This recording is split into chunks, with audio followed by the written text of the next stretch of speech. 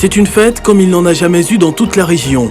Tous les âges étaient au rendez-vous déjà à plusieurs kilomètres à l'entrée de la ville pour accueillir Jonathan Byalossou Kawata au chef-lieu du territoire de Poko-Kabaka.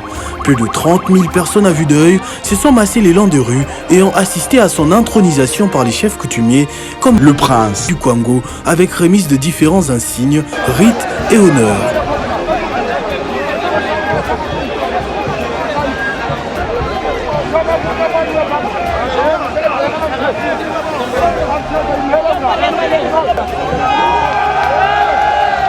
Dès là, un carnaval de plus de 2h30 a eu lieu pour l'accompagner jusqu'à sa résidence avec énormément d'émotions de part et d'autre.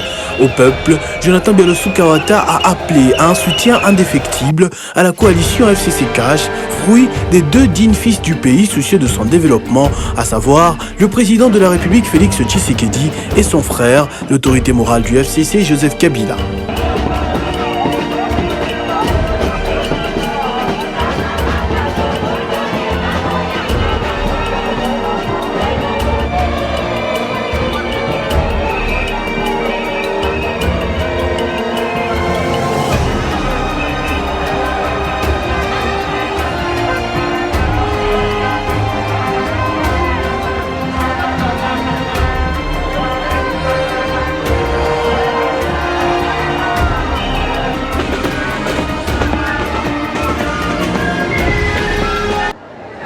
Bopesa biso confiance. Soki bopesi biso confiance, tokoyela bino pe bokonzi. Tokoya na kwango pe kokoma tina popoka. Eyaki te?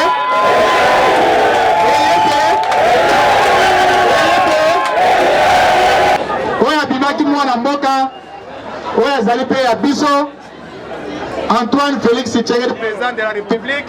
Et Seigneur, toi, bêtez ma boca, ma casse, bisous, moi-même, papa, mon condiamboka, président de la République, a signé ordonnance. Il fallait Moutoumoko atteindre comme on a pas naïe. Pour ceux qui ont Moutoumoko atteindre qui a voté, il n'y a pas quoi signer ordonnance. Ma carte famille, la biso, tozana autorité morale, il y a Moutaïbi, biso, moko, tozali. En dehors, il y a pas. Engagement et fidélité à Moutouna Zali. Joseph Kabila Kabange, Raïs. Après plusieurs consultations dans la nuit, le ministre national de la Pêche et Élevage a assisté à la cérémonie de sacre de Monseigneur Fansaka, désormais évêque de Poko-Kabaka, en présence de plusieurs autorités émerveillées de la popularité de Jonathan Byalossou dans la région. Au nom du grand bandounou que prend Obaminaku, quelques motos tout-terrain ont été remises à cette occasion en compagnie de son collègue de développement rural, Guy Mikolo.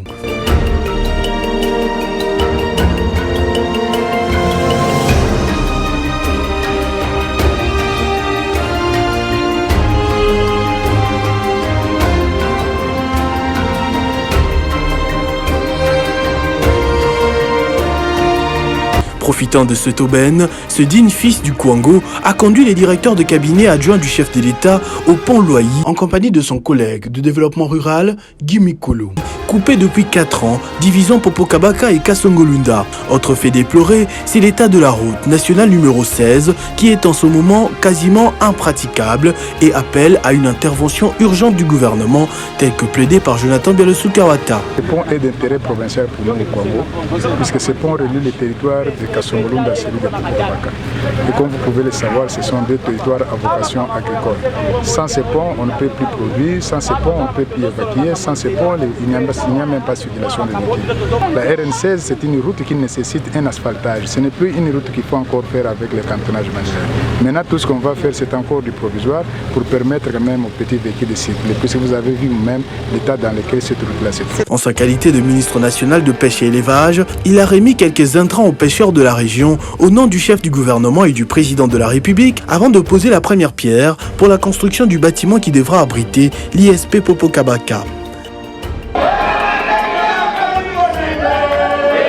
L'autorité morale de l'Alliance pour la bonne gouvernance a également tenu une conférence de presse au cours de laquelle il a évoqué les enjeux majeurs de l'heure, mais aussi interpellé sur le danger que représente la pandémie de coronavirus actuellement dans le pays.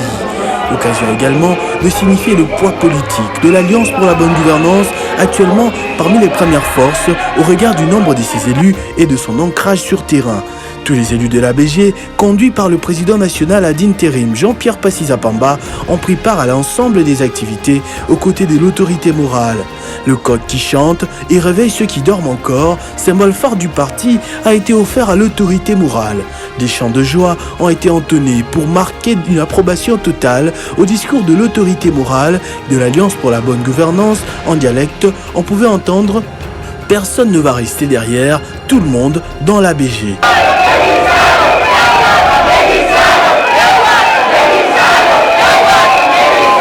De l'accueil d'abord qui nous a été réservé, de l'engouement et de l'adhésion au sein de notre parti. Comme vous venez de le remarquer, l'ABG n'a pas d'égal au Kwango. Je voudrais que toute la population de Popo-Kabaka adhère à l'ABG, puisque c'est ça leur propre parti. Ce parti va défendre leurs intérêts jusqu'à la dernière goutte de notre sang. Non seulement pour Popo-Kabaka, mais toute la province du Kwango et toute la province et toute la République démocratique du Congo. L'ABG, qui n'est pas prête à s'arrêter à ce succès, a disponibilisé des motos pour l'implantation du parti, qui est pratiquement le seul à régner dans la région.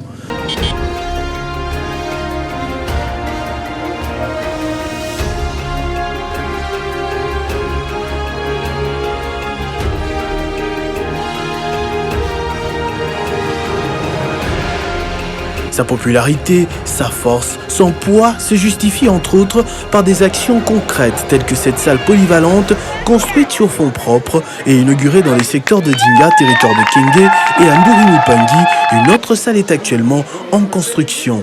Et vous avez vu vous-même la liste de la population, une première dans ce territoire de Kenge, secteur de Dinga, où un politicien peut construire une salle de telle capacité. Et c'est la joie pour nous tous.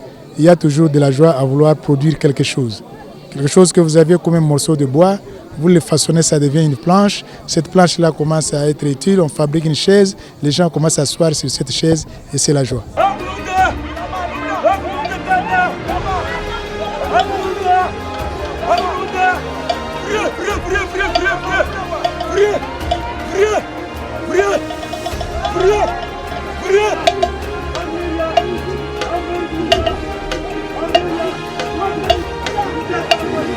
Pendant 3 jours, une foule de plus de 500 personnes veillait et dansait devant la résidence de Jonathan Bialousoukawata, refusant catégoriquement de bouger.